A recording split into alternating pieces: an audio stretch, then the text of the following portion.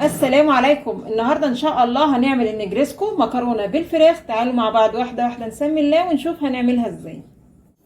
هنعمل خلطه الفراخ. معانا هنا معلقه سمنه، هنزل كده بقطع الفراخ.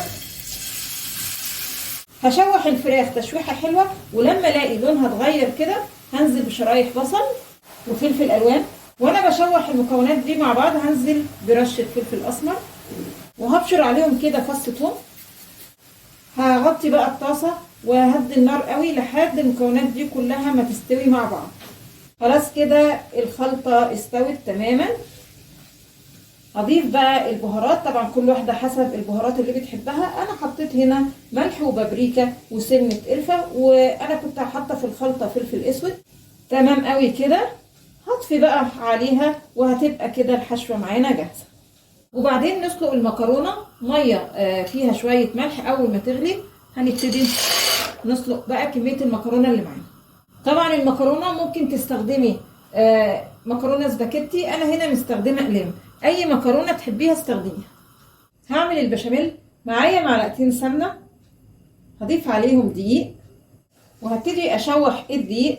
البشاميل يا جماعه للنجريسكو بيبقى خفيف غير المكرونه بشاميل، يعني كل كوبايه لبن بتاخد قدامها معلقه واحده بس دقيق. خلاص شوحت كده الدقيق وريحته ظهرت. هنزل بقى باللبن،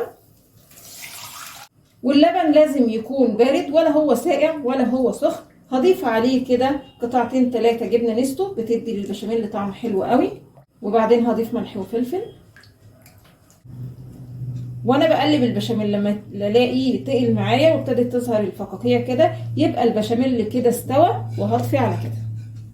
بعد البشاميل ما يبرد هديله بقى ضربتين بالهاند بلندر، او هديله يعني هضربه في الخلاط كده علشان ادخل في البشاميل هواء.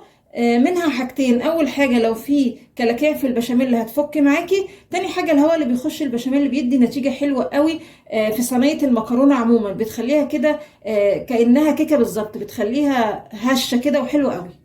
هجهز بقى الصينيه. معايا صينيه مدهونه سمنه، هحط فيها كده كبشتين 3 من البشاميل، وبعدين هضيف المكرونه، وبعدين هضيف البشاميل كده على المكرونه، وبعدين اضيف خلطة الفراخ، وبعدين احط باقي البشاميل اللي انا كنت حاطه تلتينه على المكرونة وتلت هحطه على حشوة الفراخ، وبعدين احط شوية موزاريلا كده على الوش. هدخل الصينية على فرن يكون سخن على درجة حرارة 200 تستوي من تحت، وبعدين اطفي واشغل الشواية مجرد الصينية تاخد لون.